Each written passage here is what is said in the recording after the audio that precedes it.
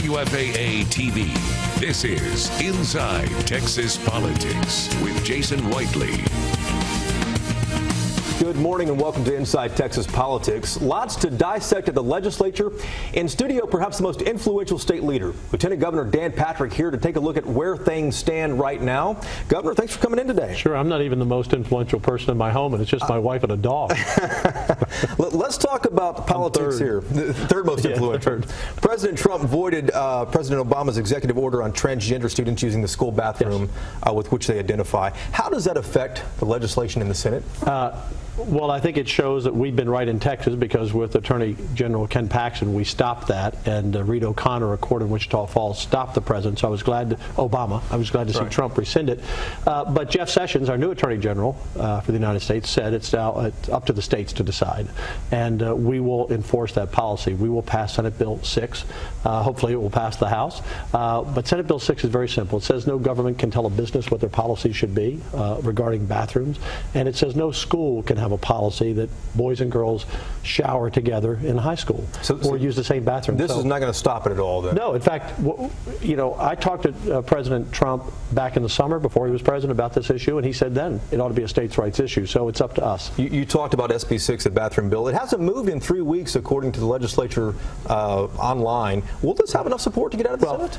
Here's what the print media doesn't understand. We can't bring a bill to the floor until the 60th day, which is March 10th, unless it's an emergency item. And we had 4 emergency items, and that was not one of those that Governor Abbott mentioned. So we're actually going to have a hearing on it the week after next, and then we will, I believe we will move it. Look, here's the bottom line. It's not a fight we wanted to have.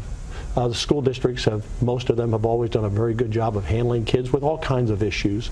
But Fort Worth started the fight, and now Dripping Springs started the fight. So we don't want parents to have to fight this school district by school district. 80% of parents in all the polling, or some maybe 70%. So for the media, going to correct me on the number, 70 to 80%, black, white, brown, don't want their teenagers showering together, Jason. They just don't want that. Our poll showed the same thing. It didn't support that. Yeah, it's not a controversial bill, and it doesn't impact our economy. So we just want to get it right. You mentioned the House. Have you asked Speaker Straus to back this, or what it would take for his support? No. And the same with Governor Abbott. Yeah.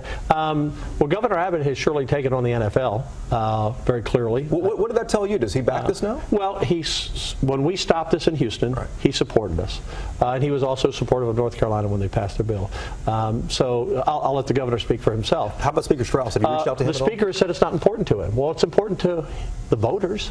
And it's just Texas values, Jason. I mean, look, we don't want any kid bullied. And, when I talk or harassed, but you can't change the whole system for a few students. The schools, and our bill says, that they've always done. Make accommodations that you can for these kids. But the superintendent of Fort Worth, after they finally backed up and pulled their policy down, told me there were, I think he said 5 or 6 kids out of 86,000. You don't change the whole system for that, but you accommodate those kids. Yeah. And the other part of this that people don't understand on the adult level, why we don't want governments to allow men and ladies rooms, we're not worried about the transgender people that are a minor part of the population.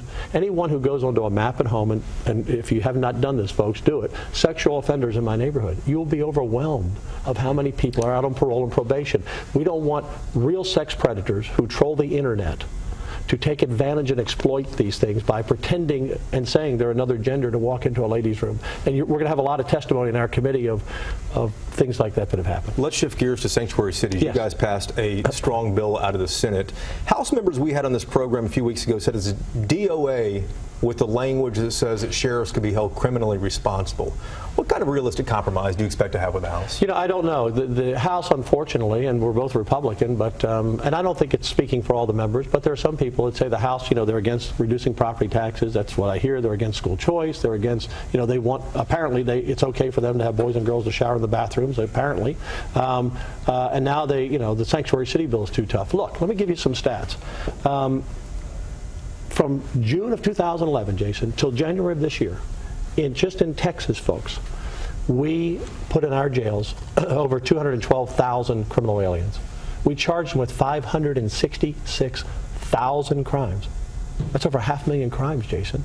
criminal aliens, including 1,143 murders. I know these numbers by heart.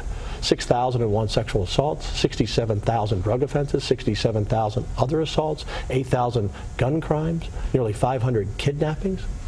I mean, we have to have a secure border, so when we move these people out, they don't come back, and we have to have local government hold these people on detainers for ICE. The idea that while we were passing this bill, Dallas County commissioners, 4 Democrats to 1 Republican, voted 4-1 to say we welcome everyone here because it makes our community safer. It does not.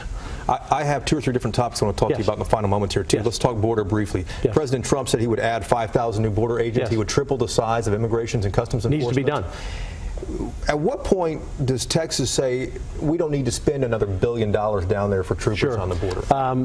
We spent $800 million the last budget cycle. It's something I campaigned on. It's made a big difference. It's in our budget now. And Trump's in office now. Yeah, Trump's in office. But we have to see the money. Look, Congress moves very slowly. Right. The Texas Senate moves quickly. We've already passed ethics reform, sanctuary cities, and because those were emergency items, we can move early. But Congress moves very slowly. So we have been meeting with our delegation, and we've been telling Washington, let us see the money, show us the money. So not just for that issue, but on health care issues too. So at that point, once they fund this, is it time for the state to pull back and use that money elsewhere? If we will pull back funds when we think they are really up to speed, ready to do the job. And we're still always going to be funding it at some level, but we shouldn't, the taxpayers of Texas shouldn't have to spend $800 million of our tax dollars to do the federal government's job. And by the way, we need to get a refund for what we spent. We have 60 seconds left here. I want to ask you about property taxes. Yes. High priority for you, clearly.